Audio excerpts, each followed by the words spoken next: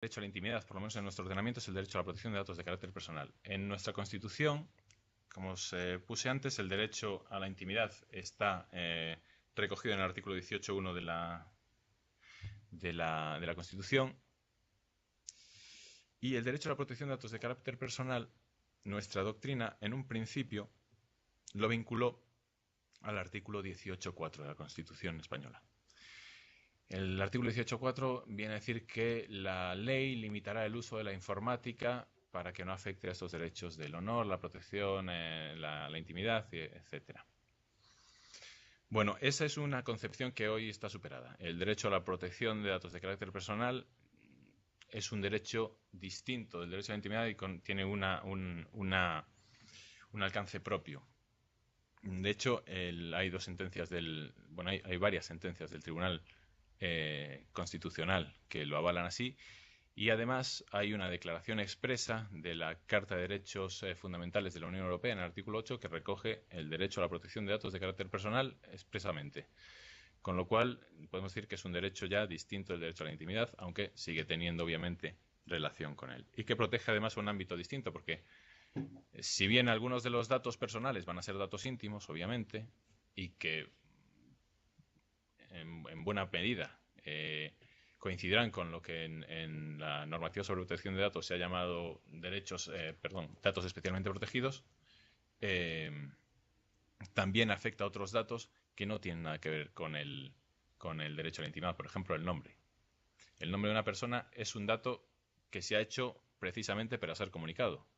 El nombre es lo que nos permite distinguirnos de los demás en la comunicación. Pero es un dato que está protegido por la Ley Orgánica de Protección de Datos.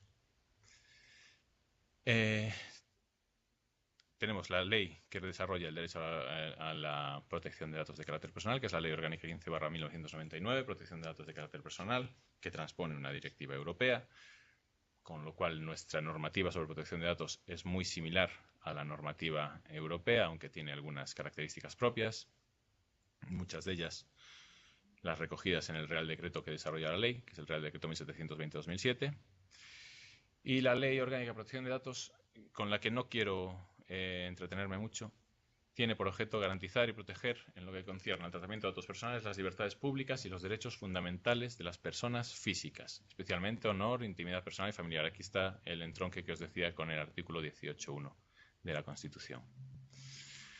Bueno, pues lo dicho, es un derecho fundamental de las personas físicas.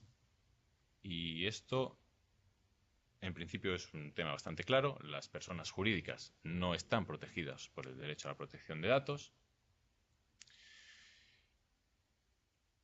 Y sí tiene algunos inconvenientes en cuanto a datos relativos a autónomos que prestan servicios profesionales o ahí, como los datos en el tráfico mercantil se confunden con los datos personales, pues a veces eran datos personales y a veces no. Aquí la Agencia de Protección de Datos pues mantiene unos criterios interpretativos que a veces son un poco confusos.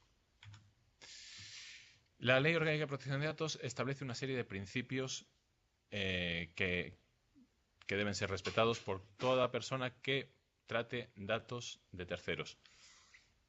Son los principios de calidad, que lo que viene a decir es que los datos que se traten deben ser pertinentes, adecuados y no excesivos a la finalidad para la que se han recogido. Es decir, los datos, cuando se obtienen de una persona, los datos personales, tienen que hacerse por una finalidad. No se pueden recoger datos de las personas porque sí y luego ya veremos lo que hacemos con ellos. No, tiene que haber una finalidad legítima para recoger esos datos.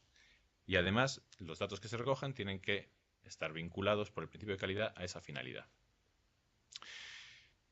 En segundo lugar, el derecho a la información en la recogida de datos. Este es un derecho que es un principio que, junto con el de consentimiento del afectado, son los que vertebran toda la normativa de protección de datos. El derecho a la información, en principio, cuando los datos se obtienen del interesado, es decir, del titular de los datos, no tiene ninguna excepción en la ley. Siempre hay que informar a la persona de la que se recogen los datos de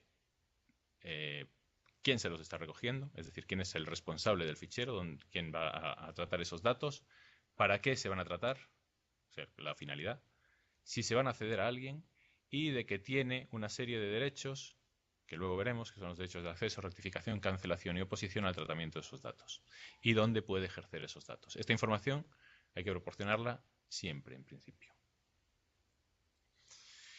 El otro eje fundamental se trata del consentimiento del afectado. Es decir, los datos pueden ser tratados por terceros siempre y cuando tengan o cuenten con el consentimiento específico, informado del titular de esos datos.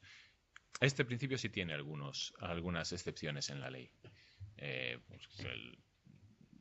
además son excepciones bastante de sentido común. Por ejemplo, que sean dos partes de una relación negocial. Pues si firmamos un contrato de compra-venta, no necesito tu consentimiento para que tus datos personales figuren en el contrato. O si te estoy prestando un servicio, necesito tus datos personales para facturarte. No necesito un consentimiento en sentido. Pero bueno, tampoco vamos a ir mucho más allá. Otro de los principios sería el de datos especialmente protegidos. La ley establece una categoría, de datos que por su especial importancia, pues entiende que merece una especial protección. Y son los datos de ideología, religión o creencias, que son datos especialmente protegidos, y datos de salud y de orientación sexual. ¿Cuántos datos de este tipo habéis podido ver en redes sociales? De ideología, religión, orientación sexual, seguramente también. Bueno, pues esos datos para su tratamiento exigen que el consentimiento no solo sea específico e informado, sino que tiene que ser expreso. Y en el caso de datos de religión y creencias, expreso y por escrito. Probablemente esto no lo hace ninguna red social. Pero luego veremos qué ocurre en las redes sociales y quién es el responsable de los datos o del fichero. Otro principio es el de seguridad de los datos. Es decir, los datos, una vez que son recabados y son tratados, tienen que someterse a unas medidas de seguridad para que no puedan ser conocidos por otras personas. El principio de seguridad se desarrolla en el reglamento, que establece una serie de medidas de seguridad que serían en principio obligatorias en función también de la calidad de los datos, de si son datos especialmente protegidos o no. Ahí se establecen 3 niveles de seguridad. Y por último, el deber de secreto. El deber de secreto lo que viene a decir es que toda persona que intervenga en el tratamiento de datos tiene un deber de secreto para con esos datos, incluso una vez que ya haya finalizado el tratamiento o su relación con el responsable de ese tratamiento fichero. Es decir, los datos de los clientes de nuestra empresa, por ejemplo, si trabajamos en administración y tenemos que facturarles o lo que sea, esos datos, que son de nombre y apellido, sobre los que tampoco tienen una especial trascendencia, tenemos una obligación de secreto hacia ellos. Bueno, un aspecto muy importante en las redes sociales es el uso de las cookies. ¿Sabéis todos lo que son las cookies? Sí. Bien, lo explico para el que no lo sepa, lo digo muy brevemente. Son unos pequeños ficheros que se utilizan normalmente para recabar información del equipo que está conectado por internet al servidor, para facilitar la navegación, personalizar algún tipo de servicios. Por ejemplo, si te has logueado con un usuario y una contraseña, pues es posible que te instalen una cookie para que cuando navegues, una vez que has accedido a la página con usuario y contraseña, no tengas que volver a acceder con usuario y contraseña cada vez que pulsas un link. Bueno, pues la Directiva 2002/58/C introdujo una serie de modificaciones en la regulación de las cookies. Y la directiva dice esto.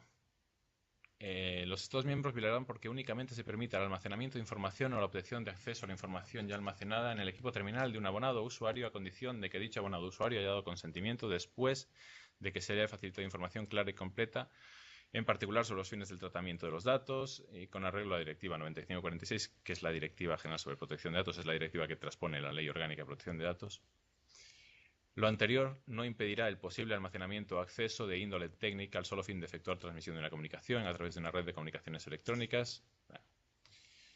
¿Qué viene a decir esta norma? Pues que cuando se utilicen cookies, porque las cookies permiten también trazar el uso que hace un usuario de Internet, de trazar la navegación que ese usuario ha realizado, es decir, ver de qué página viene, a qué página va, qué enlaces ha clicado y qué no, como permite hacer esa trazabilidad, se ha cambiado la regulación para que el usuario tenga que admitir expresamente el uso de cookies por esa página web a la que accede. Esta directiva todavía está pendiente de transponer al ordenamiento interno.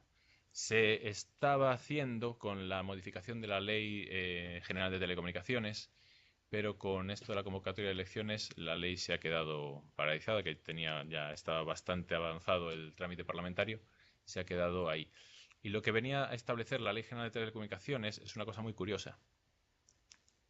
Efectivamente, decía que había que aceptar expresamente el uso de cookies, pero decía que como expresión de ese consentimiento podía valer la configuración del navegador.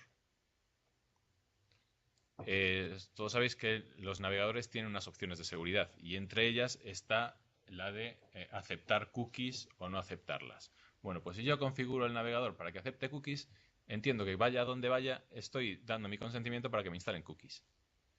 Los navegadores por defecto, ahora mismo, no traen la admisión de cookies desactivada. Hay que saber a dónde hay que ir, hay que conocer el navegador y desactivarlas manualmente. Y depende de qué página esté, puede ser que quieras aceptar las cookies o no. A lo mejor si estás en un servicio al que accedes regularmente y en el que confías, quieres aceptar las cookies. Si vas a una página web que no sabes qué es y la que puedes sospechar que pueda tener incluso malware o cualquier tipo de software infeccioso, pues probablemente pongas la seguridad al máximo. Pero nadie está cambiando la seguridad cada vez que cambia de página web.